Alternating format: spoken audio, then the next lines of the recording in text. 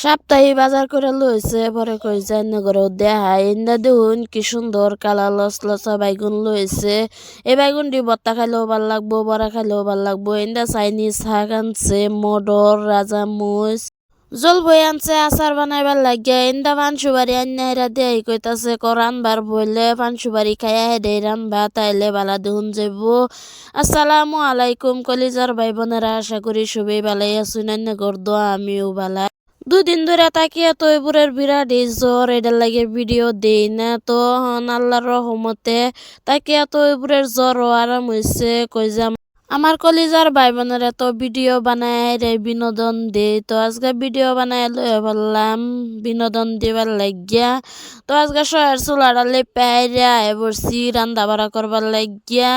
ইন্দা এই যে হুটকি কষা করবাম, পরে আলু দিয়ে আইরা আলু, হুটকি, মরিচের গুঁড়া, হলদির গুঁড়া, জিরার গুঁড়া, লবণ, পেঁয়াজ, রসুন ইন্দা তেল দিয়ে এরা সুন্দর করে মাহাই আনলাম। যত মাহাইবাই নতই সবজির টেস্ট বাড়ে। ওরা এই যে মাহাইয়া চাহাইরা বললাম সবজি রান্নার লাগিয়া। ইন্দা তেলের মধ্যে কয়েকটা শুকনা মরিচ দিয়ে দিছি, দেওয়ার পরে কই যে কয়েকটা পাঁচফোড়ন দেয়া।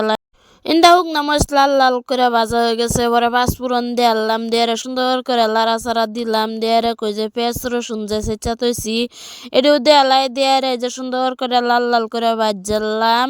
এই যে হুটকি আর আলু সুন্দর করে মাহাইয়া থই দিছিলাম, ওই যে হন দিয়ালাম, দিয়ে সুন্দর করে এই যে লাড়া চাড়া দিতাছি। দেখুন কি সুন্দর কালার আইছে, দেখে এরা তো বিরাট ভাল লাগতাছে।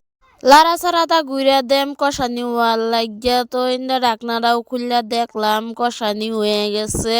দেখুন কি সুন্দর তেল ছেড়া দিছে, বিরাট দেখে ভাল লাগতেছে। পরে সামান্য অল্প কই যে পানি দেয়ালাই, তো পানি দেয়ারে সুন্দর করে লাড়া ছাড়া দিতাছি।